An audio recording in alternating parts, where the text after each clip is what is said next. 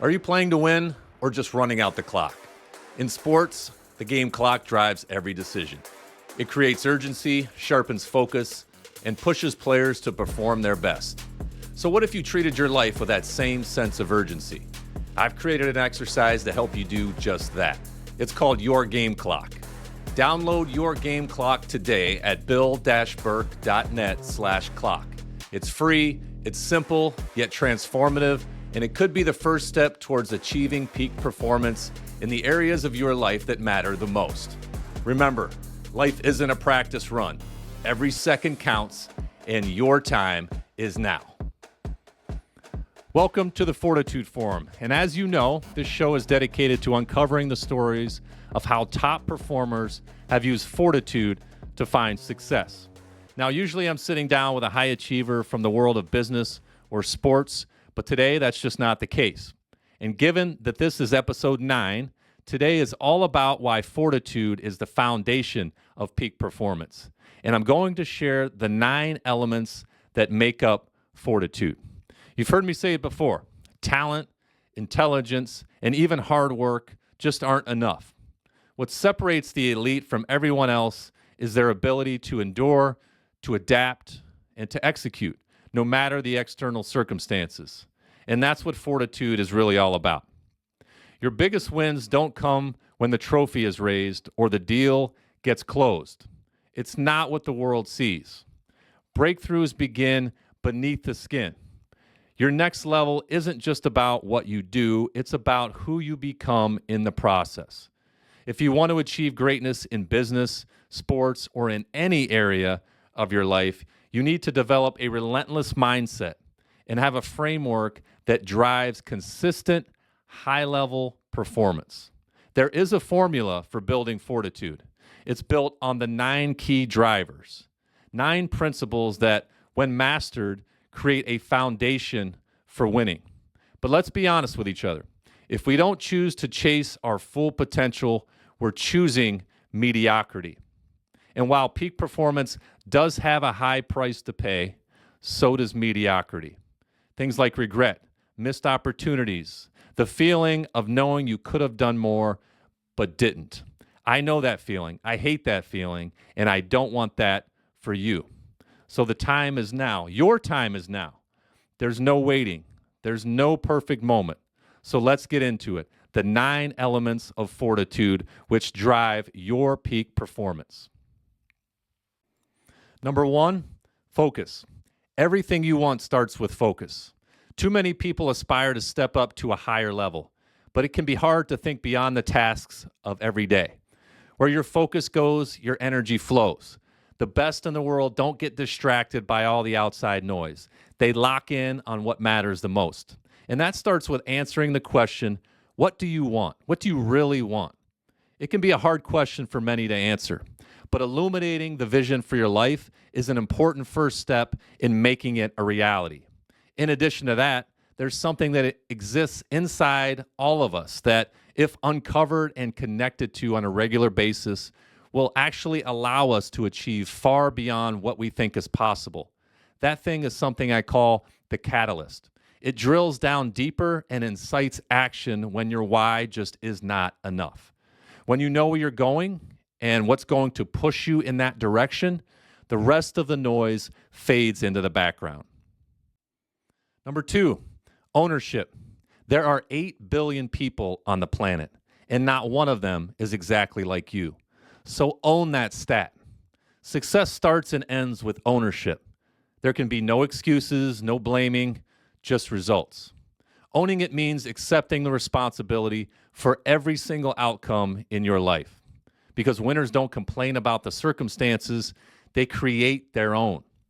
If you're serious about peak performance, and it's not for everyone, stop pointing fingers and start making moves.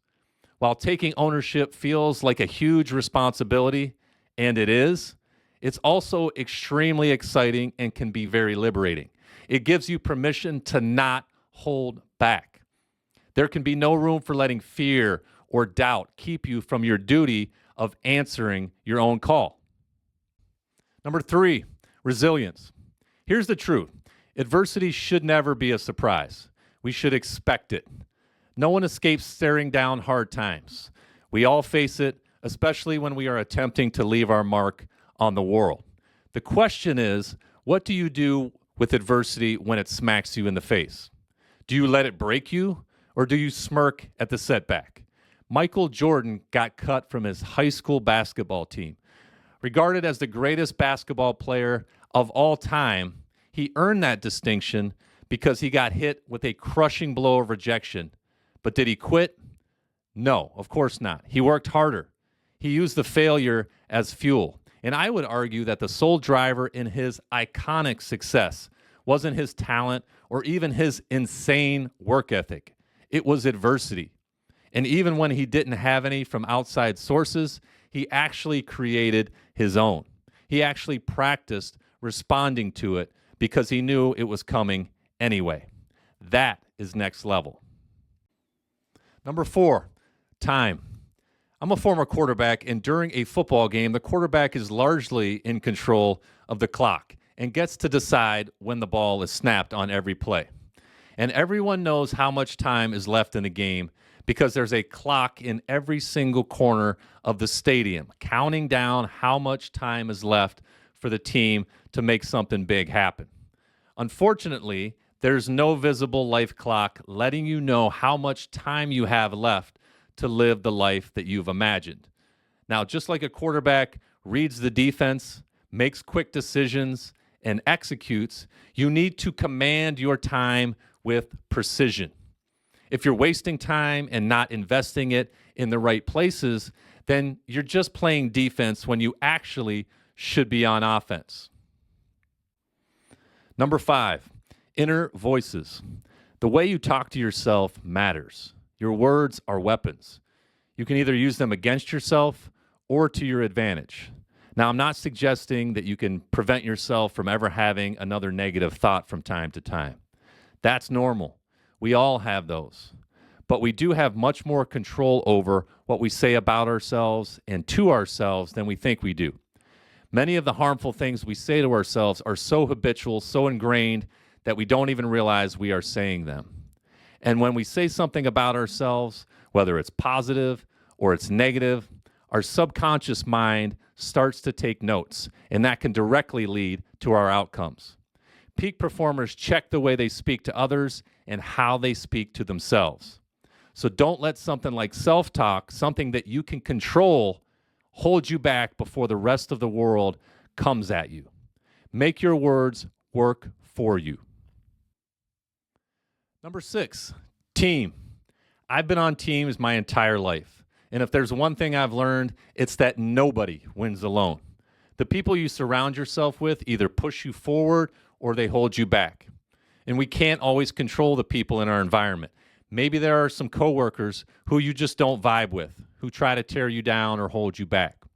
But your personal team, your circle, your huddle, that is in your control. You can actually assemble a team that wants to see you win. Those people exist. They're out there. Many of them are probably already in your life. When I stepped into the huddle as a quarterback, I had 10 sets of eyes looking right back at me. And I was sure that we all wanted the same thing. And more importantly, we wanted the best for each other without the expectation of anything in return. So building a huddle is essential for reaching your highest levels of success and getting there with the least amount of resistance. Number 7, understanding emotional energy. High performers realize that mastery over one's emotions are directly tied to the ultimate results that they want to achieve.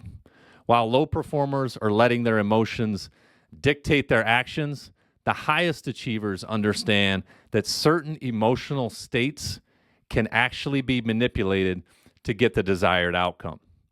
They know when the emotion can be dialed up and used for good, and they also know when to pull it back and when to keep it in check.